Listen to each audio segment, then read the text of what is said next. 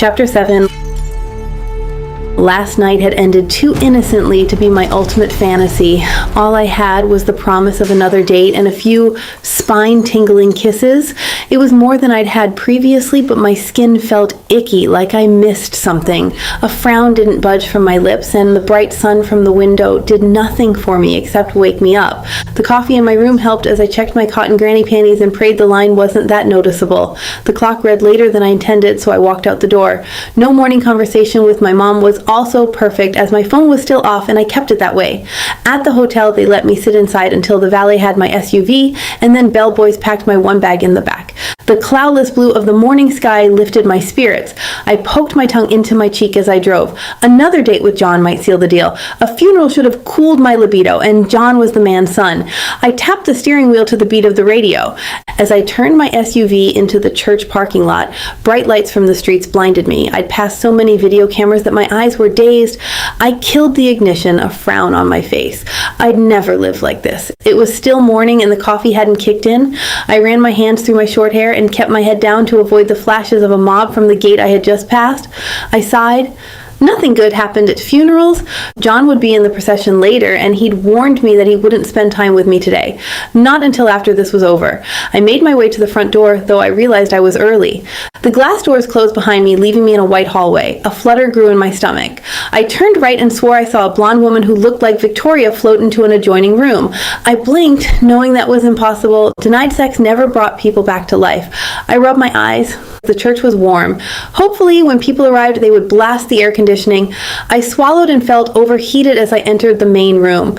A few mourners sat in the light brown pews, but the place was still pretty empty. Mitch Morgan's casket had so many flower baskets around it. He appeared like a king as he lay in state at the front of the room. This was why John had been in no mood for me last night. If the situation were reversed, I'd be a total mess too. I hugged my stomach and chose instead to go wait in the greeting area for more people. With the scattered amount of guests who milled in the halls, I'd blend better. If I missed seeing John this morning, I'd be fine. Coffee afterward would make up for everything else. With that thought, I turned on my phone. There were a dozen voicemails from my mother. I pursed my lips, flicked it back off, and returned to the bright hall.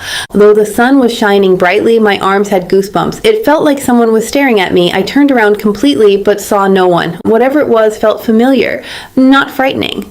Perhaps Mitch had more children than the 3 he raised, and John would meet half-brothers and sisters at his funeral. Not that I wished that on him, but my gut said something was about to happen. Noise outside caught my attention. I folded my arms in front of my black dress as a large group of people walked in. The lights flashed brighter than fireworks on the 4th of July, so Peter and John must have arrived. The explosion in my heart begged to lock eyes with John. I didn't see him, but the surge of hope never wavered. I blinked at Jennifer in a magnificent black gown that could double as a dress for the Academy Awards. Her long black hair, dark eyes, and pale skin made her the star that she was. Mortals did not look like Jennifer Gonzalez. Other people passed by, but I never saw John. The lights were too bright. As shoulders passed in front of me, goosebumps rose on my arms. Then my stare froze as I gazed at the outline of my fairy tale prince. John's light blondish brown hair, blue eyes, and dimples blew every other man out of the water. My lips tingled as I remembered our kiss. I averted my gaze and blended into the crowd that walked into the chapel for the ceremonies. Peter Morgan suddenly appeared at my side. I gazed up at John's brother. My mind didn't register anything at first, but then Peter's words acted like a knife to the bread that was my brain. Consider our contracts canceled at the end of the term. My mouth dropped open. My father's retirement depended on that contract. My fingers felt like ice and my skin grew cold. What? Peter continued past me in the rush and took Jennifer's hand. He acted as if he hadn't just destroyed me. Jennifer, obviously in on the plan, added, "You were never important, Alice. No one knows why you're here." My stomach twisted. Sharp pains poked through my skin. The pair of them walked away in the throng of people. I blinked and could do nothing but stare. I'd come here to pay my respects to the House of Morgan and keep my family safe. Instead, I'd lost my family's contract to sell our produce in supermarkets around the country. My parents were retiring and needed the income. My father was recovering from a heart attack. My brother was leaving the Marines to raise his daughter. The weight of responsibility rested on my shoulders, and my very independence depended on my business skills. This was impossible. I folded my freezing hands together. I had to think fast. John's fingers brushed my back. A spark of electricity woke me. "Alice, you look like a ghost. Are you okay?" "Your brother..." My voice trailed off. I shouldn't tell him, not here at the funeral. I pressed my lips together. I gazed at the floor to count the marble tiles. Never mind, we can talk about it later. His warm hands pressed against my back. I turned toward him as he took my hand. Forget what I said last night. Sit next to me and tell me what happened. This wasn't smart. I swallowed. I'd be in the same row with Peter and Jennifer. No real conversation could be had there. Besides, the entire world might see me if I sat next to the President of the United States or the former one. I kept my legs from buckling by locking my knees. I don't think I should. John's hand kept me warm. The blush in his cheeks suggested he was happy to see me. It was something at least. He held his hand on my back as he walked me down the aisle. Tell me what happened. I must be having an out-of-body experience. As I followed him and my hand took his, my mind was a complete blank. Honestly, I couldn't think. This was so strange. My backside sat down before I realized I was exactly where I feared, in front of a president and in the row as part of the family. With those cameras, my mother would definitely see me, and I had no explanation to offer on what happened with John Morgan. Not here. John's hand stayed on mine as we stood up so the former president could pass and get a seat. John's face paled as he stared at a television camera. I didn't know Peter allowed cameras in here. At least he thought about what this looked like too. Jennifer shook her head at me in disapproval. I refused to cower because of her, and I held my head higher. Your brother is dating an actress. I wouldn't be surprised if the engagement was a television reality show. No, John whispered in my ear, and his warm breath tickled my neck. That wouldn't be fitting for a Morgan. Peter would not sink that low. Then, in the corner of my eye, I swore I saw Victoria again. I rubbed the back of my neck. I squeezed John's hand enough for him to ask, "Are you okay?" To avert my gaze, I brushed my hair behind my ears. Yes, you're right about your brother and trust, by the way. What happened? Vicky would be here if her father was dead, but I didn't believe in ghosts. There was no explanation for what I thought I saw. I touched my forehead. Right now, this isn't about me. Your brother just dropped a bombshell that I'll have to figure out how to handle. John's gaze turned cold as he stared over my head. I followed the direction and saw Peter. Peter's face appeared confused for a split second, but then he nodded at his brother. The Morgan attitude of they own everything took over. John whispered to me, "Tell me what happened with him the second we escaped this. Peter has no right to bully you." Bully was a strong word and untrue. The contract wasn't with John. Peter had every right to walk away, though. My heart constricted at the thought. I'd have to scramble fast to find another client. Then lights blinded me as people gasped. My arms had goosebumps. John's eyes lit up as he gazed at something behind us. The glow of his entire demeanor emanated happiness. I bit my lip. Someone shocking must be here. Then I turned my head around and followed John's stare. His mouth gaped and he took my hand closer to his body. Even Peter's cheeks were rosy with excitement. The people around me blocked whoever everyone stared at. John's fingers laced around mine. I followed the direction of his gaze. The heads finally swayed out of my way and I pressed my free hand against my chest. My entire body went numb. Victoria Morgan walked into the room and made her way down the aisle. Like both her brothers, her cheeks were rosy and her blue eyes shone with life and vitality. I swallowed. Oh my goodness, my best friend was alive. Chapter 8. I flinched and I couldn't quite stop blinking. Victoria and Alice hugged like they were sisters while the entire world watched everything live on television, including whoever intended me or Alice harm. My sister would be a target too. I stood back in thought until Vicky called, "Don't I get a hug? Or are you mad at me?" Without one word, I wrapped my arms around my baby sister, and her soft skin and fresh, clean smell told me she was indeed alive. I hadn't quite believed it. I closed my eyes as a sea of emotions racked my body. Victoria's death had been the hardest part of my life, but it didn't matter now. She was here. Peter coughed. "Let go, John, so I can hug our sister." I stepped out of the way and brushed my hand down Alice's back. I tried to hold her steady because she was shaking like a leaf in a windstorm. Peter and Victoria hugged. Jennifer didn't budge from the first row for a few seconds. Then she trembled as she joined them. Alice tried to slip her hand free, but I kept her close. I glanced down at her and Alice whispered, "This is a family moment, John." Jennifer's eyes watered as she walked over to Victoria and Peter, though Alice braced as the woman glided past them. I shook my head, holding Alice tight. Victoria would want her best friend, and I needed to keep them all safe. Together. Everyone watched through the rolling cameras, and Victoria and Peter stepped out of their hug. She asked, "Is Dad really dead?" "We should have checked your casket." Peter smiled, then stepped aside. I tilted my head. My brother's face read like he had already known that Vicky was alive. There was no shock, not like everyone else. Had Peter known all along? His sister's funeral had been faked, and he'd fallen for that. Their father must have been laughing in his grave at how gullible he'd been. My spine turned ice cold. "You're hurting my hand." Alice twisted her wrist, and I let go. Alice needed to be protected. I turned to her and again placed my hand on her arm. "I'm sorry." "It's fine." She smiled with a warmness that felt like concern. "We all thought Victoria was dead." "You turned into an icicle, John, sweetie. Are you okay?" I gazed over her and stared into the network news camera that was aimed right at my face. "Yes." I looked beyond her and toward a camera that recorded the entire funeral. There was no way I could let Alice leave, not now. She'd be in danger. "Come, help me get the family out of here." Victoria hugged Jennifer as the television actress cried in front of the cameras. At Castle Morgan, the family home that wasn't truly a castle but an estate, they'd be safe. Alice wouldn't like that arrangement. I held her elbow and guided her as I said, "Peter, let's take Vicky to the back room, away from the cameras." Jennifer took Peter's hand and the five of us pushed past my father's casket and out the side door. Alice stayed with me until we were at the exit. I let go so she could enter, but she stepped to the side. I tried to call her back, but she slipped into the crowd. Vicky would be safe with Peter and Jennifer, but Alice wasn't. She had no idea about the danger. I rushed into the crowded room to get her. Walking fast, she'd already reached the front room near the main door, and I called out, "Wait!" Her face was red as she turned around and glanced at the crowd of people around us. "Why did you follow me?" At least she stayed still as I approached. I needed to explain so she'd understand. With my palms up, I tried to sound reasonable. "Don't go." She shook her head, her fingers on the door handle. "What are you doing? You should be with your family right now." I reached out to stop her. "Stay with me." She averted her gaze and looked over my shoulder at the people around us. "Victoria is in there. She'll call me later. Be with your family." The thought of Alice outside alone sent a chill down my entire body. "I can't let you go." Her face turned a deeper shade of red.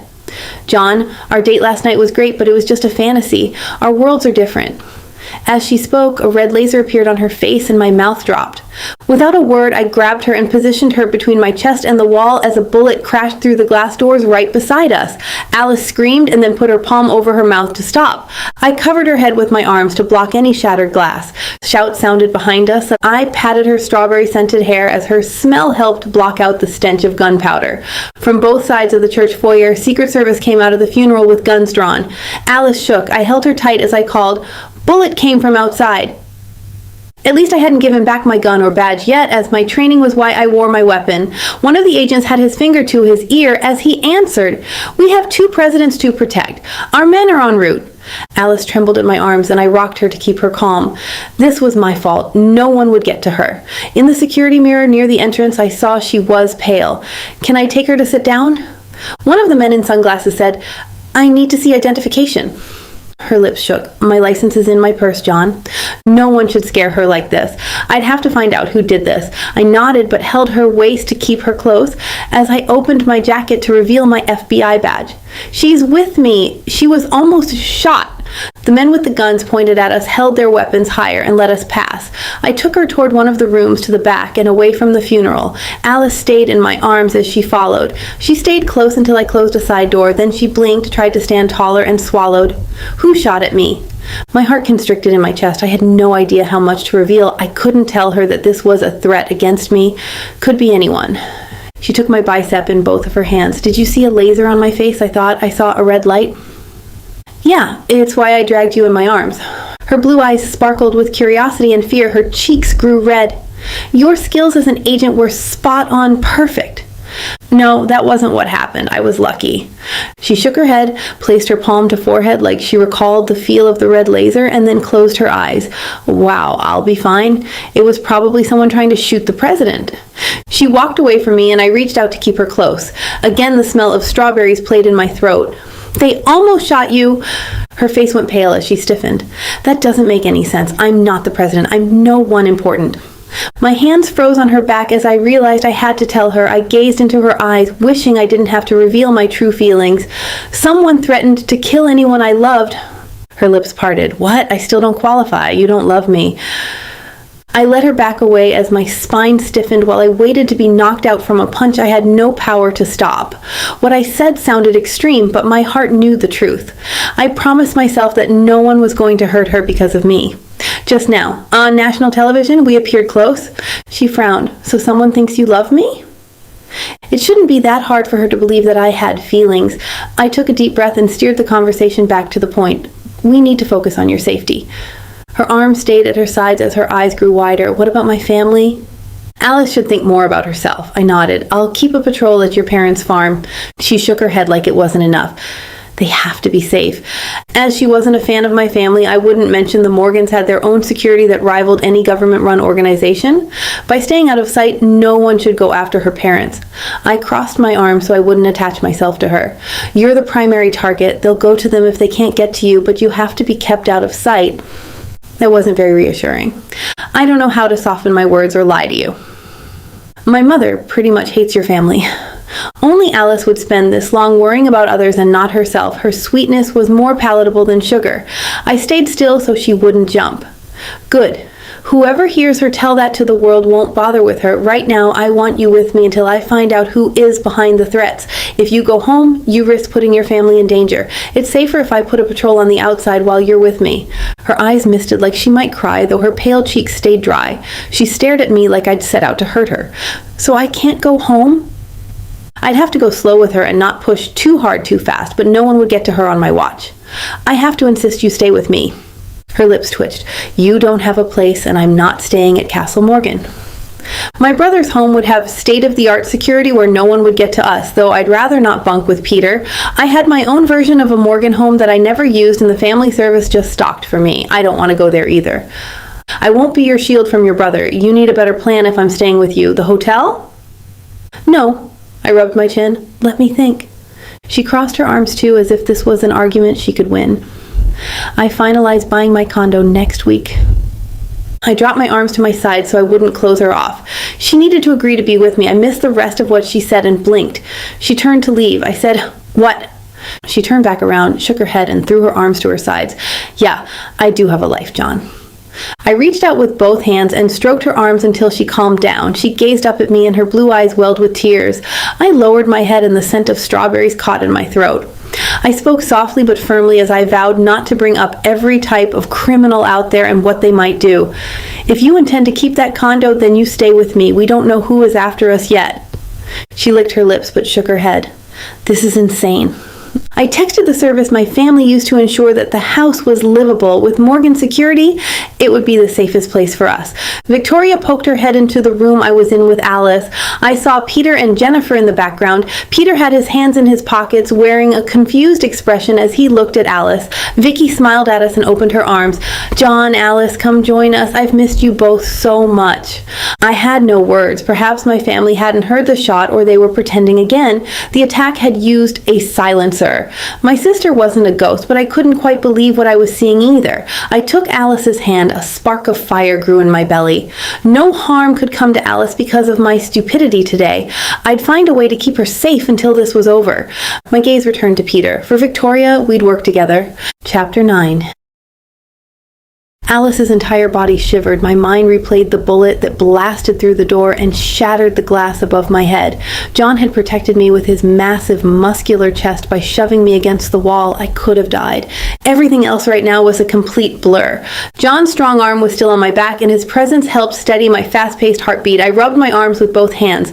This whole day was like a dream come true. Vicky was alive. My childhood crush now held me. A bullet to the head wasn't part of that fantasy. I sighed. The others were talking about what had happened. Perhaps John was wrong about the threat against those he loved. Who knew what happened to Victoria and how she'd escaped to come home? The beat of my heart overshadowed my hearing. I moved closer. Peter Morgan was on the phone with someone and Jennifer stroked Vicky's hair. I stayed near John and asked, Vicky, did your dad kidnap you and keep you from all of us? No. Victoria averted her gaze and looked toward both her brothers. I faked my death. I turned to John as his mouth formed the shape of an O and his eyes grew wider. His hand stayed on my back. John asked, why would you do that? Victoria's face grew white. I had to get away from Dad and everything he'd done. Peter stepped in and blocked her view as he took his sister's hand. What happened between you two? John snorted. You don't know? Peter shook his head and then turned toward us. When it came to our sister, Dad never said anything. You weren't surprised to see Vicky today. John's accusation caused silence all around. I saw him an hour before the funeral. He was surprised then, Vicky explained. He couldn't track you down for a private meeting. I'm sorry. John's fingers pressed into my arm and I turned to take his hand. You don't have to pretend our family is normal, Vicky.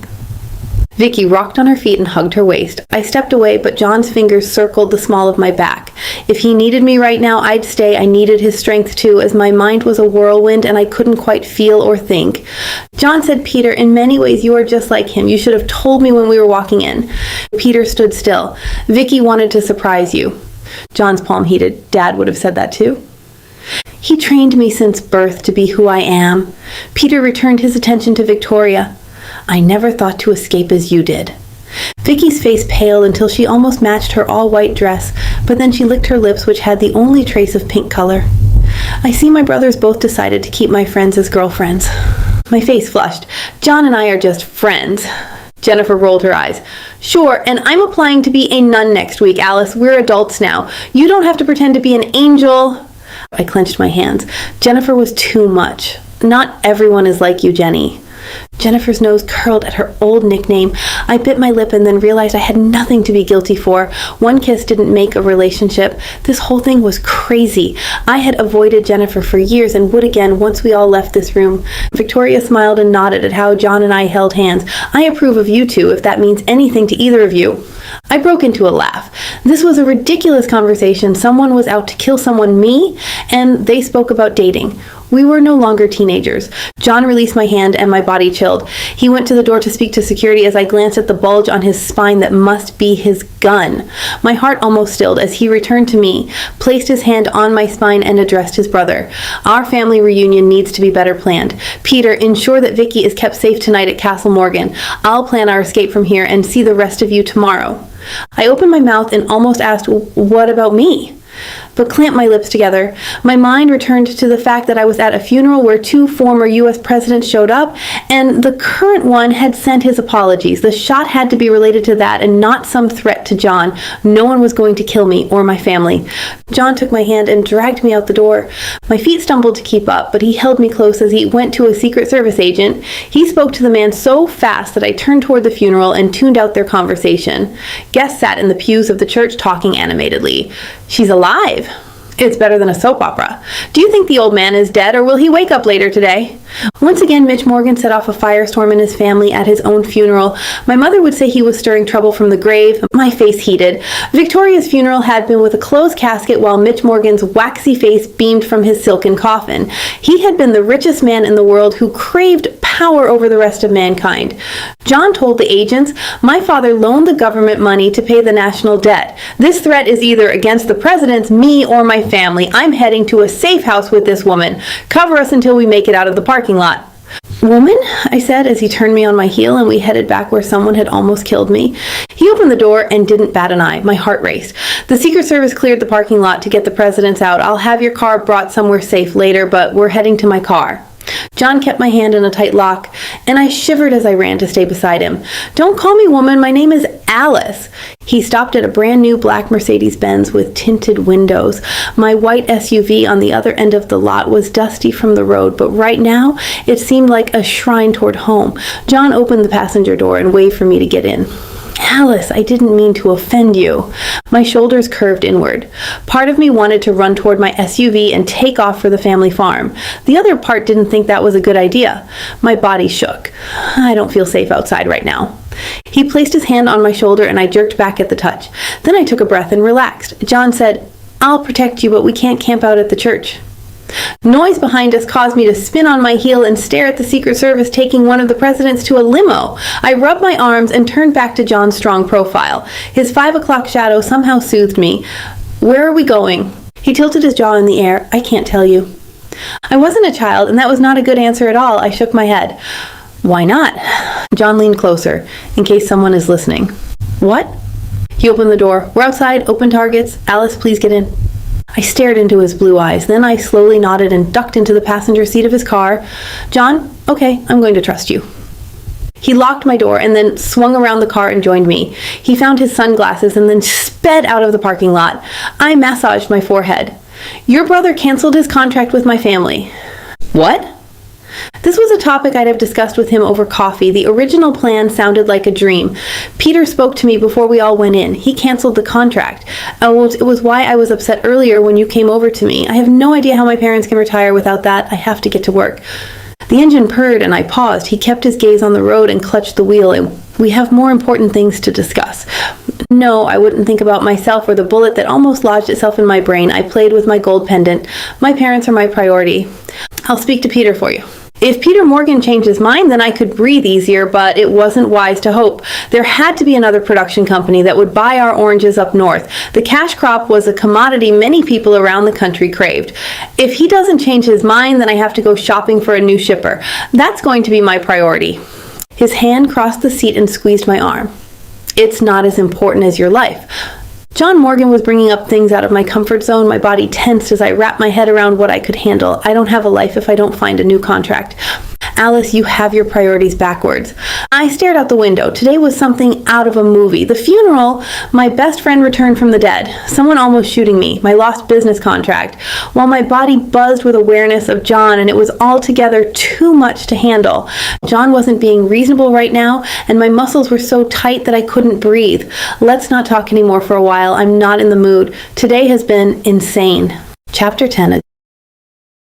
John's gut clenched as if I'd been sucker punched. Alice Collins had almost died today, and it was because of me. I shouldn't have spent the evening with her the night before my father's funeral.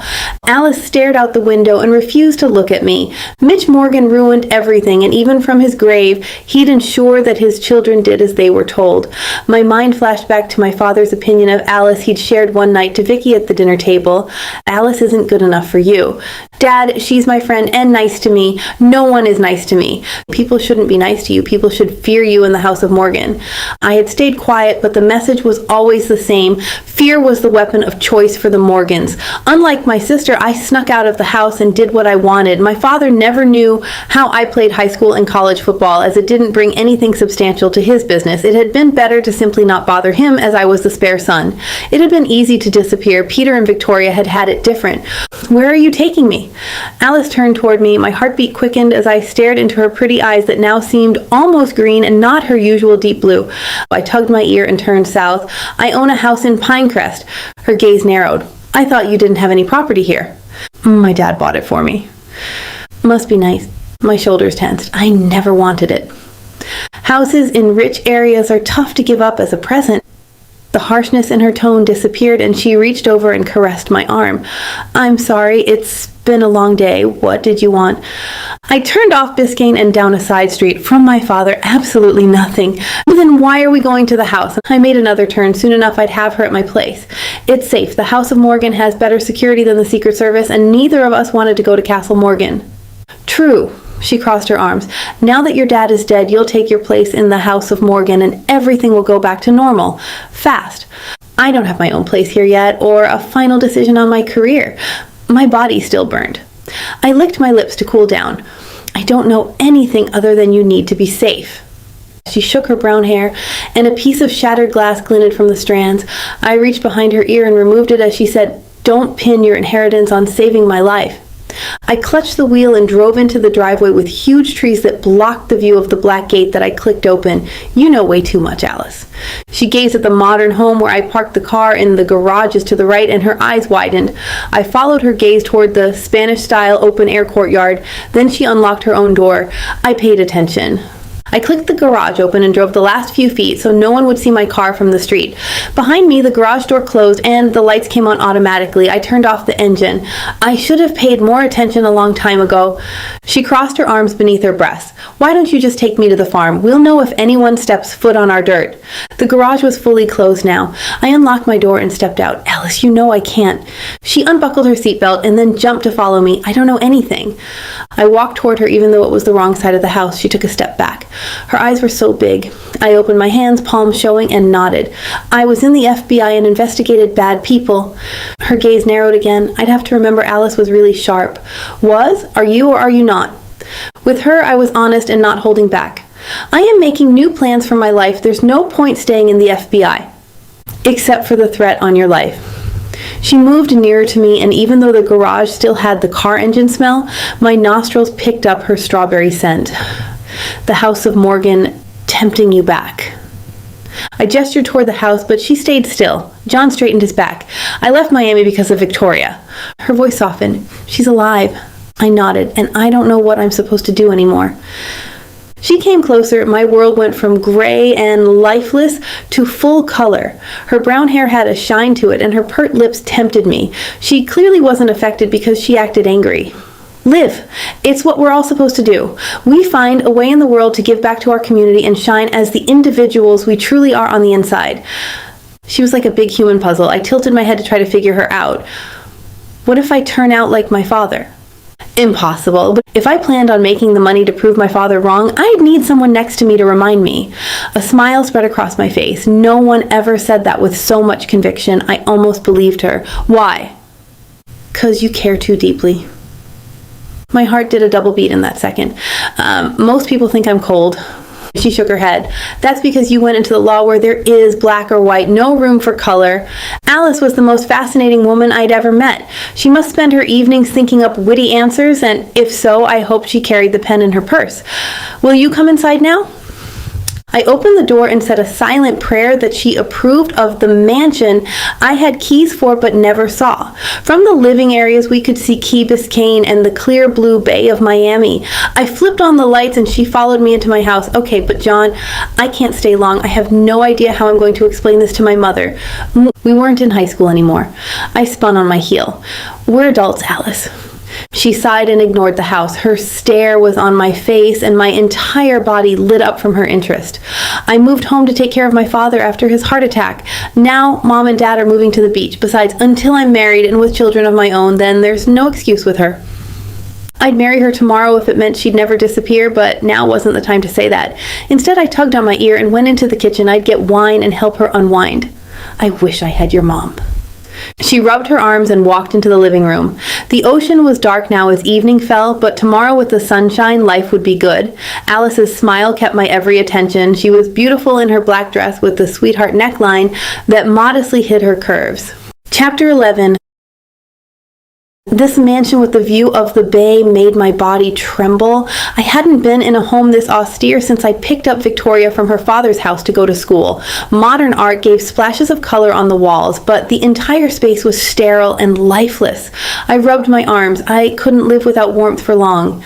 Unlike his family, mine was in my life and not going anywhere. My parents and brother checked on me every day. John called out from the right, "Are you hungry?" He must be in the kitchen. I turned and followed his voice, but then my phone rang. I saw my mother's number. My heart raced as I answered. Mom? Where are you? Are you okay? I saw the news. I touched the pendant. I couldn't lie to my mother ever, and I wouldn't start now. I gazed out a window that overlooked the blue water. I'm fine. I can't come home tonight. Why? What happened? I had no idea how to explain. I wasn't a child, but my mother was the closest thing I'd had to a friend for some time. I held my breath and chose my words with care. Someone was shot at the funeral. My mother's voice had an edge of steel. Come home, I want you here. I paced back to the living room. Mom, I'm fine. Then why aren't you with your family? It's complicated. Which of those Morgan brothers is trying to steal you? Score 1. I gritted my teeth and cleared my throat. Mom, you'd be home if that wasn't the case. Peter is just like his father, and you never liked Jennifer. John? That's not it. I should have moved out long ago. My mother had no idea. Other women my age moved to the city and had sex every night, maybe even with a different guy. I swallowed. My television probably lied about that life, but that didn't stop how my face heated. Mom, I'm staying with John tonight.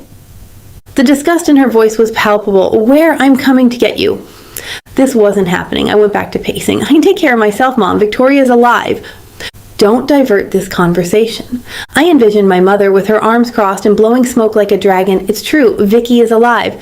Is she there? Put her on the phone. I knew my mother had her hand on her hip like she didn't believe a word. I shook my head and swayed on my feet. That wasn't on the news? I don't believe you. If you don't tell me where you are, I'm calling the police. Dad's health meant I had spent too long at home. To help, I remembered the 4 wonderful years I'd been away to college when no one questioned anything I did. Mom, I'm fine. I'll explain everything soon. You'd better. If John hurts you, then I'm having your father shoot him. This was ridiculous. I lifted my chin. You're being silly. Don't include Dad in your insanity. We want him to live a nice, long life. You were holding John's hand and the news reporter said you were his girlfriend. I swallowed. Reason always won with my mother.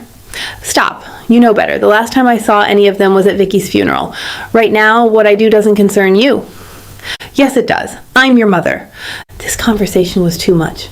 And I'm an adult. I hung up, shaking my head. So much for being reasonable. I put my phone on the small end table by the couch and turned back toward the windows. If this were a week later, then my mother wouldn't even know that I hadn't returned home. I'd be at my own condo in Brickell and living a city life. My temples ached. John's arm brushed against my back. I closed my eyes and the scent of cedar and pine filled my nostrils. I leaned into his back as he rubbed my shoulders. That didn't sound like a fun conversation. Did you know we're dating? He massaged my shoulders. We are? His hands took away some of the stiffness in my back and my body grew warm and soft. It was on the news. He stopped and my body craved the warmth of his touch. And your mother wouldn't approve. My mother didn't matter. I stepped out of his strong personal space and turned to gaze into his blue eyes. I played with my necklace and ignored how my heart and body acted like I had no cares near him. I'm famished. What's for dinner? His dimples appeared as if he was amused that I changed the topic. I'm having food brought in. I rolled my eyes and pretended shock as I covered my lips. The refrigerator isn't well stocked. Will a country's children starve because the House of Morgan isn't satisfied? You were nicer at the church. Score one for him. I swallowed as I realized how deep my mother's words scarred me. Plus, my Cinderella fantasy was just that. I couldn't stay near the hottest man I ever met without being affected. He was a crush, and I didn't do carefree and meaningless anything. I hugged my waist. I was free then. You'll be free again as soon as we catch the shooter. I looked out over the dark bay. I have to go home tomorrow. It might not be possible. Turning toward him with a pleading expression, I blinked against his hypnotic blue gaze. If I can't go by myself, then you have to take me. Why? One moment with John and my mother in the same room would kill any amorous thoughts he might have toward me. Perhaps then we could be friends, but I wouldn't be another random woman in his bed. Because I don't want to alienate my family the way yours is. He slipped out of his black suit jacket. My world has spun on its heels. His world and my world had collided and I lost my own sense of balance. He came closer to me. I stepped backwards and placed my hands behind my back.